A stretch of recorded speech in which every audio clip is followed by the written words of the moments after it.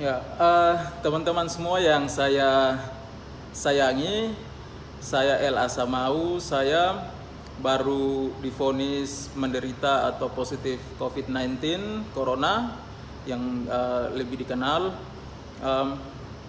Mungkin tadi banyak sekali teman-teman atau keluarga, kakak adik yang menelpon konfirmasi secara langsung.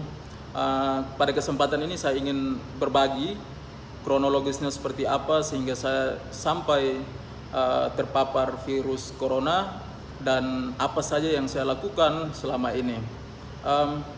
Yang pertama, saya ucapkan terima kasih kepada Rumah Sakit Umum Profesor Yohanes Kupang karena perawatnya luar biasa, dokter-dokternya bekerja dengan maksimal. Saya waktu dari pertama sudah merasakan keramahan dan profesionalisme dari dokter-dokter tenaga medis yang di sini. Terima kasih banyak-banyak. Dan saya sebenarnya kondisi sekarang ini sangat stabil karena gejala-gejala yang muncul pada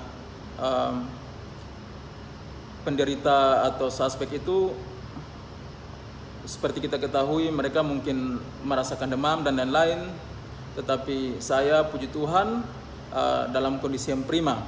Nah, teman-teman semua, saya dari Alor dan sementara ada kegiatan persiapan untuk studi lanjut di Yogyakarta, tetapi waktu keberangkatan kami ke Yogyakarta itu sebelum ada larangan atau semacam informasi resmi dari WHO untuk tidak beraktivitas dan lain sebagainya di luar rumah.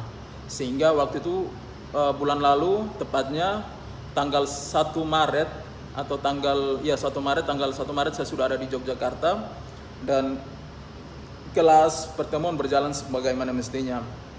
Dan satu minggu setelah di Jogja itu kami ada dipanggil untuk kegiatan di Jakarta. Nah, selama kegiatan 1 minggu di Jakarta ini kemungkinan besar saya terpapar di sana dan itu berlangsung dari tanggal 9 sampai tanggal 13 Maret. Nah, tanggal itu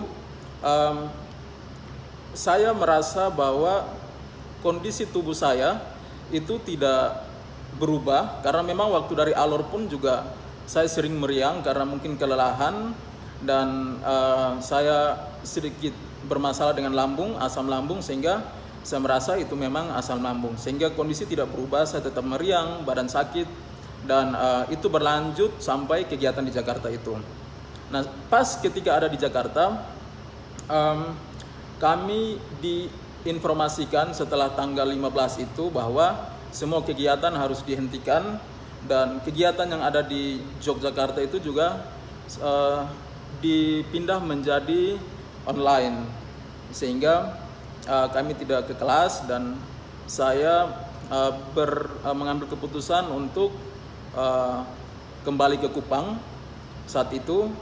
Tetapi karena saya belum merasa bahwa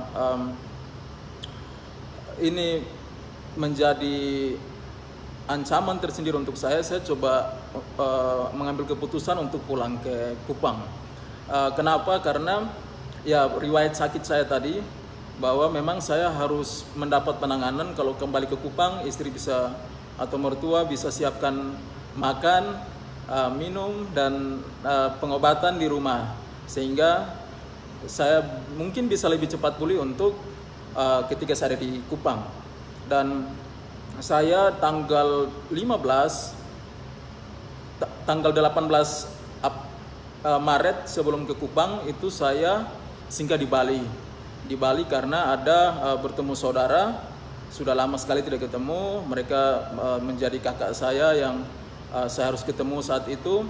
Dan waktu itu belum ada tanda-tanda sama sekali bahwa saya terpapar. Itu tanggal 18. Dan tanggal 22 saya ke Kupang. Tanggal 22 saya ke Kupang dan kondisi tidak ada sama sekali merasa hal-hal yang aneh terhadap diri saya, meriang-meriang masih sama. Sehingga setibanya di Kupang, Oh iya, selama dari Jakarta itu saya menjaga diri betul-betul. Saya tidak bersalaman dengan orang, saya cuma pakai siku kalau terpaksa. Saya jaga jarak, saya pakai masker, bawa hand sanitizer, dan juga saya cuci tangan. Saya menjaga untuk tidak meraba mulut, mata, dan lain sebagainya.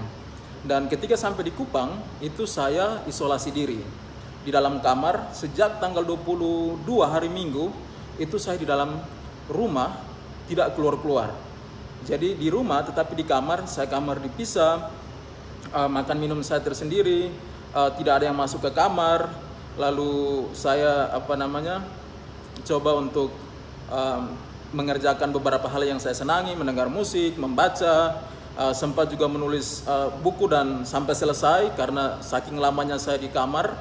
Dan saya tidak merasakan hal-hal aneh yang terjadi dalam diri saya, sehingga saya coba isolasi diri dulu. Tetapi pada saat sekitar tanggal 26-25 itu saya mendengar bahwa satu teman kami yang di Jakarta kegiatan itu PDP dan dia positif, sehingga itu mendorong saya untuk segera ke rumah sakit dan periksa. Jadi saat itu tanggal 27 Maret saya langsung ke rumah sakit umum. Di sana sudah ada posko Satgas di sana. Saya diambil darah dan juga diambil saya swab dan saya diperbolehkan pulang, dikasih obat. Mereka janjikan dari tanggal 27 itu tanggal 4 hari Sabtu kemarin itu harusnya hasil sudah ada, 1 minggu ditelepon. Tetapi selama saya tunggu, saya di dalam masa isolasi itu saya tidak keluar-keluar, tetapi kok lama sekali hasilnya belum keluar. Padahal itu sudah dari tanggal 27 dan tidak keluar-keluar. Saya tunggu sampai tadi tanggal 9, dari tanggal 27 sampai tanggal 9 baru saya dikasih informasi bahwa saya positif. Dan saya rasa ini agak terlambat untuk menyampaikan ke saya karena ini jeda waktu sudah terlalu lama. Sejak dari Jakarta itu sampai di Kupang itu dihitung, atau dari Bali itu bahkan dihitung sudah hampir 20 hari lebih. Saya ada di luar, puji Tuhan saya kondisi stabil. Saya telepon kakak yang saya ketemu di sana, orang-orang yang saya ini semua dalam keadaan stabil, puji Tuhan. Dan kembali lagi saya menunggu ini seperti lama sekali. Jadi 2 hari 3 hari lalu saya kayak mengambil kesimpulan sendiri, saya tidak kenapa-kenapa. Karena hasil tidak keluar-keluar, saya sempat berpikir bahwa hasil saya negatif sehingga tidak ditelepon oleh pihak rumah sakit. Dan saya sudah sempat keluar, saya jaga jarak tetap, saya pakai masker, ketika keluar saya pakai hand sanitizer dan lain sebagainya. Saya tidak kontak dengan siapa-siapa. Mungkin dekat, berdiri dekat, tetapi mau berjabatan tangan atau apa tidak sama sekali.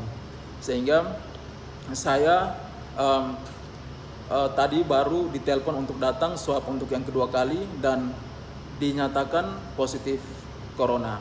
Suatu hal yang saya tidak pernah bayangkan bahwa ini akan terjadi di saya, apalagi kita tahu bahwa NTT ini menjadi provinsi yang belum terpapar sama sekali. Dan ketika saya disampaikan oleh dokter bahwa saya positif, dokter sampaikan saya hari pertama, ini rambut saya juga belum digunting karena di dalam rumah saja, biasanya pendek tapi ini sudah panjang sekali. Dokter sampaikan bahwa saya orang pertama yang dinyatakan positif corona. Dan saat itu saya langsung diminta untuk isolasi di rumah sakit, ada di rumah sakit umum daerah. Dan istri saya, keluarga di rumah, puji Tuhan sekali lagi karena semua dalam keadaan sehat walafiat dan tidak ada gejala apapun itu. Tetapi mohon doa semuanya baik-baik saja, karena saya sebagai orang yang ada di luar terus kembali ke NTT ini karena suatu keharusan.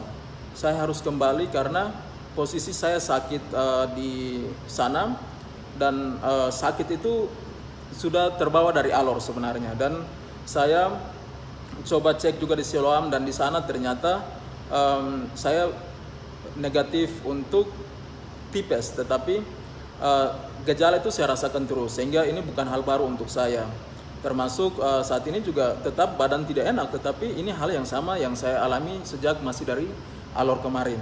Dan kembali lagi kenapa saya harus pulang, saya harus mendapatkan pengobatan, perawatan dari keluarga sehingga makan saya stabil. Karena kalau lambung makan tidak stabil, apalagi di Jogja semua sudah lockdown dan susah untuk mencari makan, apalagi untuk saya yang sendiri mungkin ada kesulitan tersendiri untuk saya. Dan juga saya melihat banyak teman-teman yang ya kalau mahasiswa misalnya masih mendapatkan tunjangan atau kiriman dari orang tua, mungkin bisa bersabar. Yang dalam kondisi sehat, tolong, karena kita pulang pun juga kita harus tinggal di dalam rumah selama 14 hari paling kurang. Jangan kita mengambil keputusan untuk langsung pulang karena risikonya sangat besar sekali. Dan untuk bersaudara, teman-teman di luar yang memang saya sempat ketemu yang di Bali, ada saudara saya, dia terkena dampak betul-betul. Dia seorang driver untuk Grab dan sepi, dia tidak bisa makan, kos-kosan tidak bisa dibayar. Dia bilang, KKL ini kalau saya di Bali terus, saya bukan mati karena corona tetapi mati karena kelaparan. Jadi saya harus pulang rumah. Saya bilang oke, pulang, tetapi ingat, hati-hati. Karena kita tidak mau seperti apa lagi kita buat. Untuk itu teman-teman yang lain, mungkin pada kesempatan ini saya sampaikan, orang yang mau pulang itu memang ada berbagai banyak alasan. Bukan karena mereka ingin mau pulang secepatnya, karena ada liburan, ambil kesempatan, tidak. Karena ada beberapa faktor personal yang mungkin tidak diketahui oleh semua orang. Sehingga tolong dimaklumi, tetapi saya ingin berpesan supaya mereka itu juga tetap harus hati-hati. Jujur sampaikan ke medis, ketika sampai langsung lapor dengan kesadaran penuh untuk isolasi diri, menjaga keamanan lingkungan tempat tinggal sendiri dengan baik sehingga tidak membahayakan orang lain. Kalau bisa tinggal di luar, tetap bertahan, please bertahan dulu. Dan pada kesempatan ini juga saya ingin menyampaikan bahwa untuk teman-teman yang sempat bersentuhan atau berinteraksi dengan saya tahu bahwa teman-teman pasti kaget semuanya. Saya juga kaget sekali tadi, tetapi saya coba berpikir kenapa sudah hampir 20 hari saya masih dalam keadaan stabil. Karena aktivitas selama 20 hari ini saya bawa dengan hal-hal yang positif. Segala hal tentang stres dan lain-lain saya coba buang. Saya mendengar musik dan saya membaca, saya menulis, saya coba ikut kegiatan-kegiatan untuk penggalangan dana untuk COVID dan lain sebagainya. Dan saya rasa ini sangat membantu sekali. Sehingga untuk kita mungkin tidak harus takut, waspada, wajib. Kita harus menjaga, karena kita bukan menjaga diri kita harus menjaga para medis, semuanya kita saling menjaga. Tetapi namanya virus yang tidak terlihat ini bisa terpapar kapan saja. Dan dia tidak tanpa, kalau saya kasusnya tanpa disengaja, tanpa saya sadari, tanpa bermaksud apa-apa, dan saya merasakan ini. Sehingga saya mengalami ini. Sehingga saya mohon dukungan dari semua keluarga, teman yang nonton video ini. Tolong dukung penderita atau suspek COVID-19. Karena apa? Dukungan itu penting sekali. Jangan sekedar telepon, tanya sakit apa, rasa apa. Karena teman-teman para medis ini sudah cukup baik, mereka sudah terlatih untuk menangani para pasien. Sehingga ketika teman-teman menunjukkan simpati atau rasa sayang, saya tahu banyak sekali di luar yang menyayangi saya, keluarga kami, dan akan memberikan simpati. Tetapi saya punya request. Yang pertama, jangan tanya kondisi saya, karena sekarang teman-teman lihat saya sehat-sehat saja, rasa meriang, tapi ini sudah dari alor, waktu 2 bulan yang lalu. Ini masih terbawa terus. Saya sehat-sehat saja, tolong jangan tanya bagaimana kondisi, karena saya baik-baik saja. Tetapi saya minta kalau mau kontak saya, kalau telepon mungkin saya tidak angkat karena saya harus istirahat, tetapi berikan kata-kata yang memotivasi saya. Setidaknya kalau saya bisa request hal-hal apa yang menjadi kesan positif yang baik dari saya selama ini untuk teman-teman, kenalan semua, sehingga saya termotivasi untuk bisa sembuh dengan imun yang baik, dengan makan yang baik, saya bisa pulih dan ini bisa menjadi pertimbangan untuk yang lain juga. Untuk itu teman-teman, terima kasih sudah banyak yang telepon. Saya tidak tahu harusnya dirahasiakan, tetapi dari jam 4 sore sampai sekarang jam 11 mau jam 12 ini banyak sekali yang menghubungi saya. Saya tidak tahu mereka dapat informasi dari mana. Bahkan kakak saya di Bali, semua istri ditelepon, ditanya posisi di mana. Terima kasih banyak karena itu sudah sangat membantu kami dengan menunjukkan perhatian Bapak Mama semua. Tentunya karena ada kewaspadaan juga. Tetapi saya mohon sekali tolong kasih kami support. Kasih kami support please Bapak Mama yang suka melawak, berikan kami yang penuh dengan humor sehingga kami terhibur dan kami bisa pulih dengan sendirinya. Mohon doanya juga, tolong mendukung, tetap waspada dimanapun karena saya tidak pernah menyangka bahwa ini akan terjadi di diri saya. Tuhan Yesus luar biasa baik sekali dan saya mengetahui hasilnya walaupun terlambat, tetapi saya mengetahui dan bisa mendapat penanganan. Sekarang saya lagi diisolasi. Saya akan tetap menunggu hasil sambil melakukan beberapa aktivitas. Saya akan tetap berkomunikasi dengan teman-teman semua juga, tetapi tolong supaya jangan sampai, kalau menghakimi mungkin tidak, tetapi menanyakan hal-hal yang akan menjurus kepada saya untuk berpikir dan saya akan stres, termasuk keluarga saya. Tolong dukungannya. Saya sekali lagi minta berikan hal-hal yang menjadi kesan baik untuk Bapak Mama, teman-teman, kakak adik yang mengenal kami secara personal, yang pernah ketemu dimanapun itu. Tolong bisa WA, bisa melalui Facebook atau melalui video ini bisa mengirimkan suatu nada positif sehingga kami bisa cepat pulih. Karena sejujurnya kami ingin sekali berbuat banyak, kami ingin sekali berbakti, tetapi kondisi seperti ini semoga menjadi pelajaran untuk semua. Yang paling terakhir, tolong ikuti anjuran pemerintah, teman-teman. Tolong sekali, pakai masker, wajib kemanapun keluar. Jangan bilang, oh itu ada di Jawa, ada di luar. Sekarang di NTT ada, dan tanpa saya, ini bukan hal yang saya inginkan, tetapi terjadi di saya. Saya mohon teman-teman pakai masker, selalu cuci tangan, tinggal di dalam rumah, keluar untuk yang penting-penting. Kita tidak tahu di luar sana siapa yang sudah kena, karena pasti ada saja yang sudah kena tetapi mereka tidak tahu. Ini ada di NTT, ada di Kupang sekarang. Tolong Bapak Mama bisa untuk mendengar ini teman-teman semua dan menjaga diri keluarga masing-masing. Demikian, terima kasih banyak. Mohon doanya. Selamat malam.